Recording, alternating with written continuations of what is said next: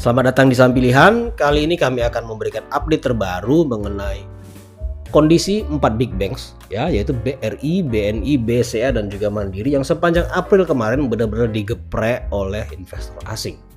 Ya, untuk itu yang pertama kita akan melihat dan melakukan analisis mengenai perubahan kepemilikan retail, gitu ya.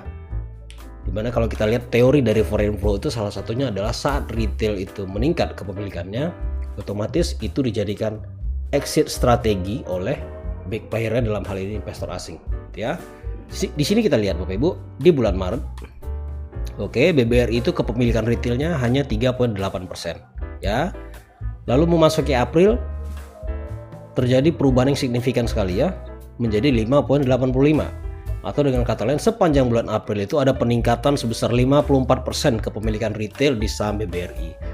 Jadi itu salah satu penyebab kenapa saham BBRI yang paling jatuh ya di sepanjang April kemarin. Lalu kalau kita lihat ada BBNI di sini ya, kepemilikan retailnya meningkat sebesar 8,7% ya, atau ada di peringkat kedua. Sementara BBCA meningkat sebesar 3,2% ya. Dan yang terakhir di sini adalah Mandiri ya, meningkat sebesar 2,9%. Jadi relatif Mandiri dan BBCA itu tidak terlalu banyak peningkatan kepemilikan retailnya jika dibanding dengan BBRI dan juga BNI yang dua ini. Ya, sekarang kita lihat chart. Dari sini jelas kenapa BBRI di sini yang paling jatuh dan juga BBNI di sini. Ya, apalagi tadi menjelang closing market betul-betul di sell off habis-habisan. Lalu kita lihat sekarang di mana posisi-posisi average ya, ataupun yang akan baru aja membuka atau melakukan akumulasi ataupun buy di saham-saham ini agar setiap rupiah yang kita miliki itu bisa optimal, gitu ya. Yang pertama di sini kita lihat BBRI ya. Saya memakai Fibonacci retracement ya dengan metode candle break. Apa itu candle break? Ada di video saya sebelumnya ya. Coba Bapak Ibu sekalian kalau tertarik mempelajarinya bisa menonton sekali lagi. Kalau nggak bisa, silakan ajukan di kolom komen. Oke, yang pertama kita lihat di sini. Ini harga tertinggi. Ini last demand ya, dan ini candle yang berhasil membreakout last demand. Ya, sehingga akan kita tarik Fibonacci-nya dari sini sampai ke atas ini. Oke, sekarang kita dapat 3 zona terbaik untuk melakukan akumulasi buy ya. Sebenarnya zona terbaik itu ada 2 ya, di 261 di sini. Oke, ini zona pertama dan ini juga zona berikutnya ya. Di sini Bapak Ibu perhatikan harga berhasil close dan membreakout area 261 di sini. Ya, makanya sampai sekarang saya belum melakukan lagi average buy di sini. Ya, kemarin saya melakukannya di sini di 5.500. Lalu saya tambah lagi di sini di 5.000 dan sekarang saya belum melakukan average buy lagi ya, karena ngelihat posisi ini dia punya potensi untuk drop sampai ke area 4.300 sampai dengan 4.000 di sini Bapak Ibu. Gitu ya. Itu hanya potensi terbesar ya, bukan kepastian di situ. Jadi dari situ kita bisa melakukan planning ya untuk memanage di mana poin-poin atau tempat-tempat terbaik kita untuk melakukan pembelian berikutnya. Oke, itu untuk BBRI. Sekarang kita lihat saham berikutnya adalah BBNI. Ya, BBNI ini tadi yang kedua paling besar kepemilikan retailnya sepanjang bulan April. Ya, kalau di BBNI ini jelas di sini ini harga tertingginya. Oke, body tertinggi. Di sini area last demand ya, atau last base. Oke, di sini candle yang berhasil ngebreak base atau demand di sini ya, sehingga kita tarik dari candle di sini sampai ke high-nya. Oke. Di sini terdapat level-level terbaik untuk melakukan buy itu adalah di level sekarang. Ini Bapak Ibu bisa melakukan opsi buy pertama di sini, tapi sebaiknya jangan terlalu agresif. Kenapa jangan terlalu agresif? Karena ini kita lihat, perhatikan baik-baik ya Bapak Ibu. Di sini ada candle terakhir closing tadi ya, berhasil close dan breakout di bawah level 261 ini Bapak Ibu. Artinya apa? Artinya dia punya potensi besar untuk terus turun sampai ke level 4.200 hingga ke 4.000 di sini BBNI. Ya, jadi sebaiknya kalau mau melakukan buy di sini jangan terlalu agresif. Ya, ada baiknya misalnya kita mau beli 10 juta dipecah 2 ya, 5 juta di level harga sekarang ya. Dan 5 juta lagi jika sebagai antisipasi jika harga itu drop sampai ke area 4.300 dan 4.000 di sini. Oke, karena apa? Karena kejatuhan seperti ini harga tidak serta-merta akan terjadi reversal ke atas.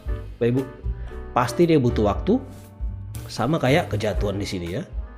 Dia membentuk triple top di sini, lalu dia jatuh sama kayak kenaikan juga di sini. Ya, dia membuat kenaikan model V di sini. Oke, dan di sini juga ada double bottom ya, seperti huruf W di sini.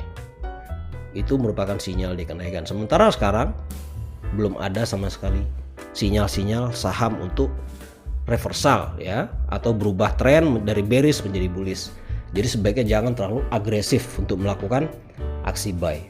Oke, itu untuk BBNI. Sekarang kita lanjut ke BMRI.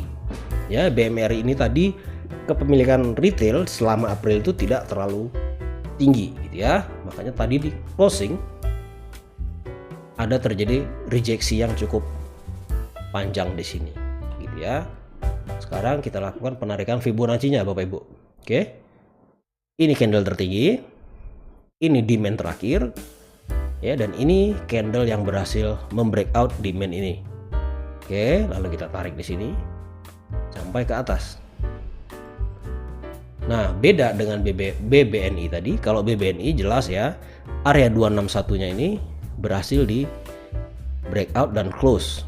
Oke, sementara di BMRI sempat terjadi breakout ya, tapi harga close di atas 261. Itu tandanya sebagai sinyal awal bahwa harga itu masih enggan untuk turun lebih dalam lagi untuk saat ini ya. Tapi perkembangan ke depan kita nggak tahu seperti apa. Bisa aja BMR ini akan keseret bearishnya BNI dan juga BBRI gitu ya. Tapi untuk secara umum udah cocok untuk melakukan pembelian buy di sini ya. Tapi pesan saya jangan terlalu agresif juga ya, sebagai antisipasi. Kalau harga drop sampai ke bawah, kita masih punya amunisi ya untuk menambah posisi. Oke, berikutnya di sini ada BBCA Bapak Ibu. BBCA ini tadi yang paling sedikit jumlah kepemilikan retailnya sepanjang April, jadi dia memang jatuhnya tidak terlalu banyak ya. Tapi di sini kalau kita lihat ya, ini candle high, ini last demand, ini candle yang nge-break. Tapi kalau kita lihat ada pola di sini yaitu inside bar, mother candle di sini ya, berarti kita lakukan penarikan candle yang berhasil nge-break mother candle di sini. Ya, berarti yaitu candle ini. Oke, kalau kita tarik seperti ini, nampak jelas di sini Bapak Ibu, saat harga drop ya di area 161 ini ya, jelas terjadi rejeksi, sempat harga naik ke atas. Itu yang pertama ya. Lalu harga turun dan berhasil close di bawah 161 ya. Lalu harga naik lagi tapi masih tidak mampu membreakout level ini. Artinya apa? Artinya dengan breakoutnya ini ya, harga close di bawah ini, di bawah 161, berarti secara umum, secara teorinya BBCA berpotensi untuk drop ke area 261. Oke, di level harga 9.200. Di sini kalau kita lihat pakai kursor, oke, sampai ke 9.000 ya. Jadi BBCA belum optimal untuk dilakukan pembelian di level saat ini gitu ya, karena ini masih di level 161 gitu ya. Ada baiknya kita melakukan pembelian pertama itu di level 261 untuk BBCA ya. Begitu juga dengan saham-saham yang selain BRI ya, ini juga dia Mandiri udah di 261, bisa melakukan setengah pembelian dari budget kita yang ada ya. Begitu juga dengan BNI di sini ya, dia sudah melebihi 261 gitu ya. Jadi ini level-level yang sangat-sangat baik. Jadi Anda nggak perlu nyangkut kayak saya ya, nyangkutnya agak tinggi ya di level 5.500 dan di level 5.000 di sini gitu ya. Tapi karena saya punya plan dan manajemen yang saya rencanakan dengan baik, jadi secara umum nilai average saya itu masih di bawah 5.000 gitu ya. Dan saya sekarang belum membuka posisi apa-apa lagi untuk BBRI. Oke, karena saya masih nunggu di level sini BBRI. Oke, itu aja yang bisa saya sampaikan. Semoga bermanfaat untuk investasi kita ke depan. Salam sehat, salam cuan.